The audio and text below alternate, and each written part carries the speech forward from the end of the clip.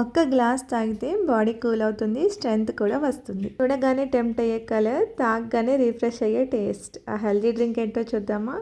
బౌల్లో అరకప్ వరకు బాయిల్ చేసిన సగ్గుబియ్యం వేసుకోండి.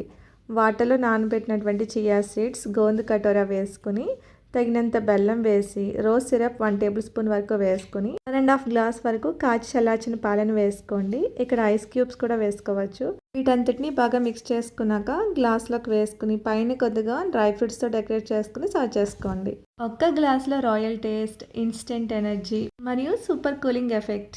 సమ్మర్లో ఇది తాగితే బాడీ కూల్గా ఉండి ఎనర్జీ కూడా వస్తుందండి.